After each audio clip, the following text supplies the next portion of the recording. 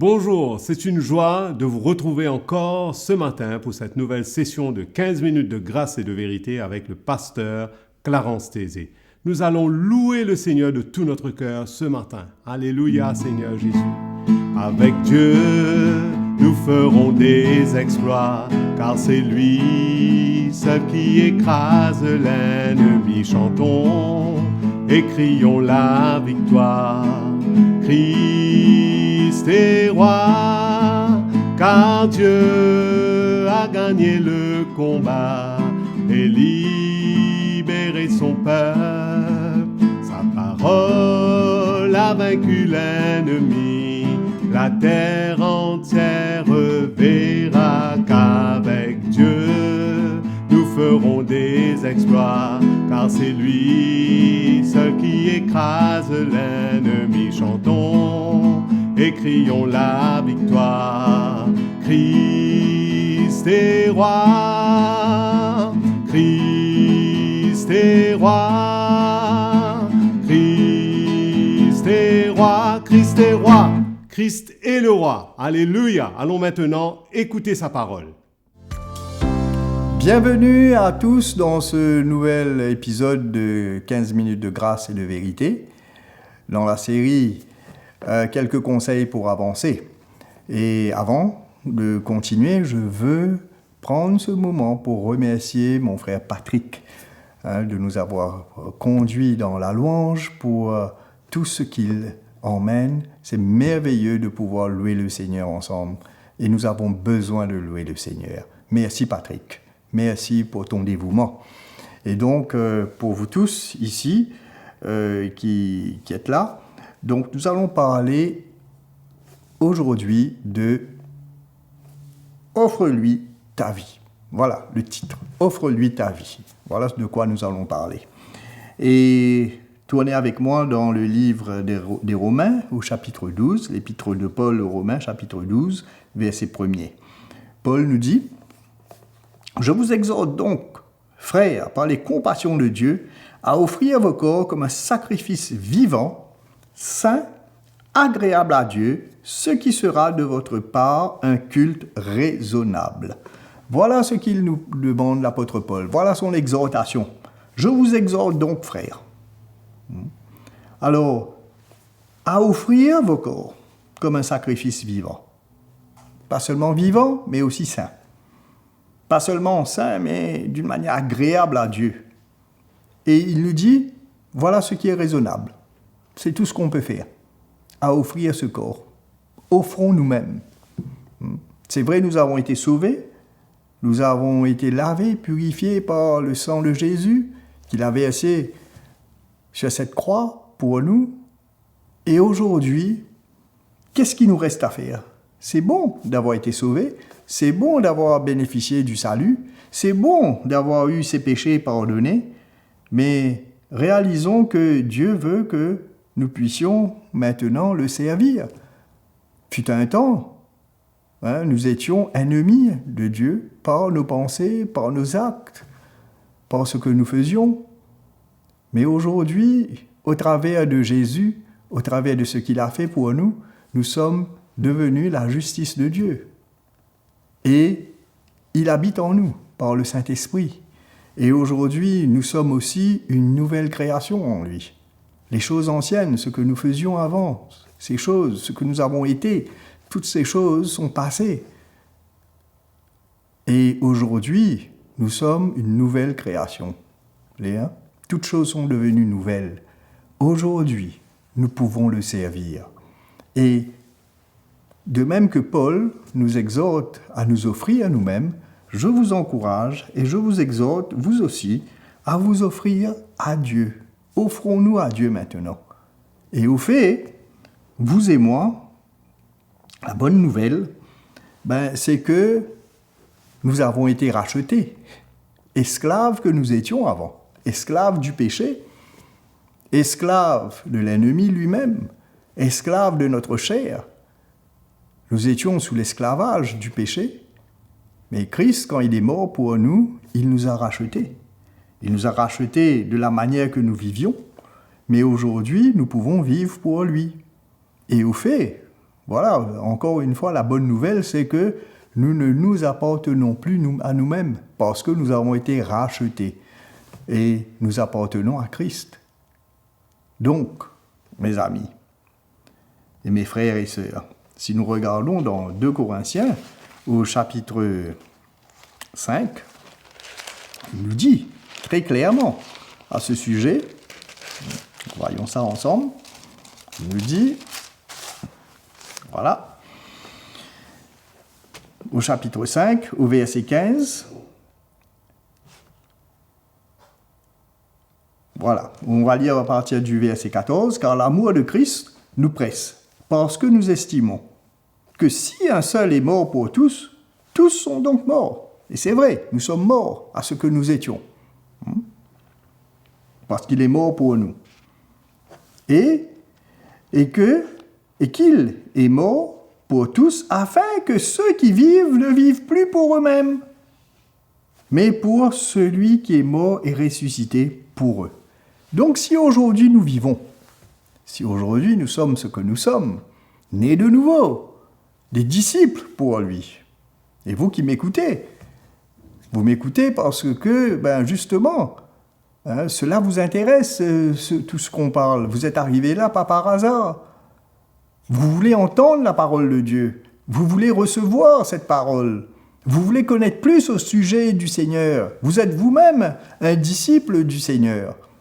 Et cela s'est fait parce que, il est mort pour nous. Afin que nous puissions vivre pour lui. Et vous voulez vivre pour lui. Et l'apôtre Paul vient nous dire, offrons nous-mêmes à lui. Offrons nous-mêmes à lui. Et ici, il nous dit encore, ainsi dès maintenant, nous ne connaissons plus personne selon la chair. Si nous avons connu Christ selon la chair, maintenant nous ne le connaissons plus de cette manière. Il y a une nouvelle manière de le connaître. Voilà pourquoi il va venir dire par la suite que les choses anciennes sont passées. Toutes choses sont devenues nouvelles. Et maintenant, nous avons cette opportunité de pouvoir le servir. Et donc, qu'est-ce que nous faisons ? Offrons nous-mêmes. Voilà, nous avons reçu ce salut, nous avons reçu cette grâce du Seigneur. Maintenant, qu'est-ce que je vais faire avec ce corps ? Que je puisse m'offrir moi-même à Dieu, moi et mes membres de mon corps, afin que je puisse être utile à lui. Des fois, nous pouvons voir que nous ne sommes pas trop peut-être capables de bouger, peut-être nous sommes malades, nous avons une infirmité quelconque, etc., une limitation. Mais Paul vient nous dire ici comme un sacrifice vivant, un sacrifice vivant. Vous savez, ce corps n'aime pas bouger, ce corps ne veut pas faire les choses. Et cela vous coûtera toujours pour faire quelque chose. Quand vous rendez service à quelqu'un, vous serez toujours hors de votre chemin. Cela vous coûte quelque chose. Et même si aujourd'hui nous avons une limitation dans notre corps, nous sommes malades ou une infirmité quelconque, ou un empêchement quelconque, mais le fait d'avoir cette attitude au Seigneur, tel que je suis, tu me connais, mais tu m'as connu aussi, et Seigneur, tu t'es souvenu de moi, tu m'as donné le salut, je suis ton enfant, je suis ton disciple, je suis ton serviteur, ta servante, parce que fut un temps, je ne te connaissais pas, je ne te servais pas, mais aujourd'hui, tu m'as appelé et je m'offre à toi. Je suis à toi, sers-toi de moi tel que je suis. Faisons ce que nous avons à faire. Marchons selon la parole de Dieu qui vient dans notre cœur, selon la direction de l'Esprit Saint qui vient dans notre cœur.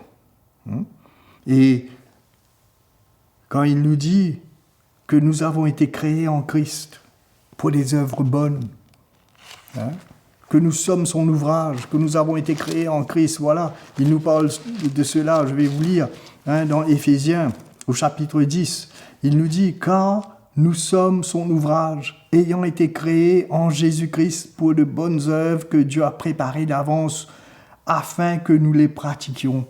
Nous sommes son ouvrage. Il est en train de nous travailler, de nous façonner, de nous former lui-même.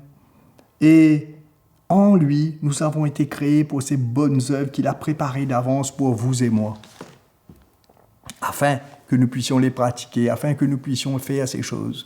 Tout ce que vous faites aujourd'hui, tout ce que vous êtes appelés à faire, Dieu nous a permis de pouvoir le faire et nous permettra de pouvoir le faire si nous puisions notre force en lui. L'apôtre Paul a compris cela. Et nous pouvons voir cela dans son épître aux Colossiens. Il en parle. Voilà. Il nous dit, dans l'épître de Paul aux Colossiens, chapitre 1er, au verset 28, « C'est lui que nous annonçons, exhortant tout homme, instruisant tout homme en toute sagesse, afin de présenter tout homme devenu parfait en Christ. »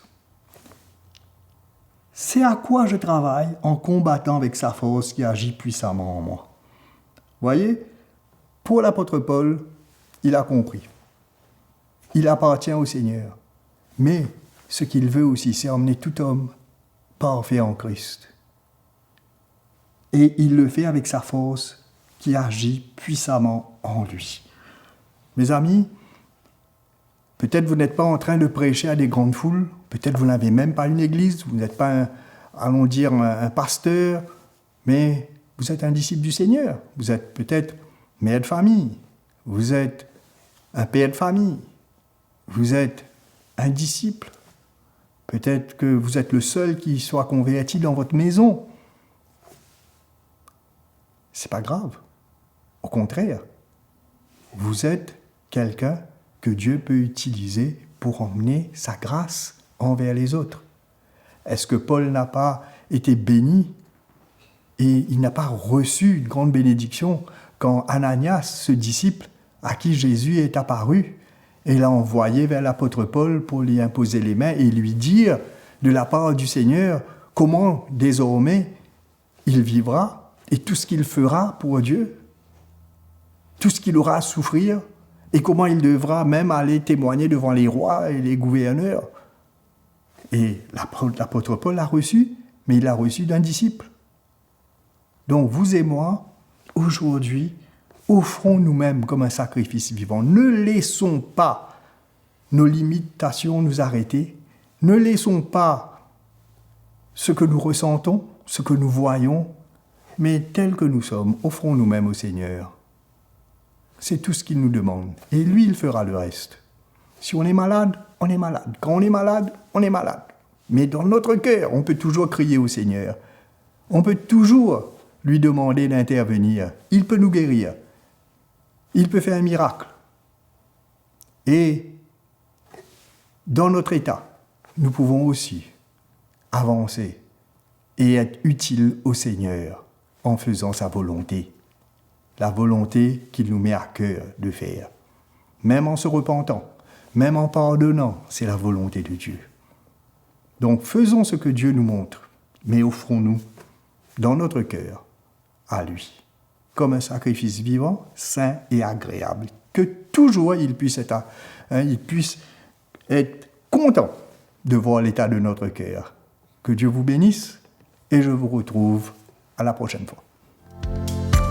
Merci d'avoir suivi cette session de 15 minutes de grâce et de vérité avec le pasteur Clarence Tézé. Comme vous avez été encouragé, aimez et partagez cette vidéo afin de bénir quelqu'un. Abonnez-vous aussi à notre chaîne CTMI. Écrivez-nous, partagez vos expériences, témoignages à l'adresse qui s'affiche sur votre écran. Nous serons ravis de vous entendre. Je vous donne rendez-vous à la prochaine session. Que Dieu vous bénisse.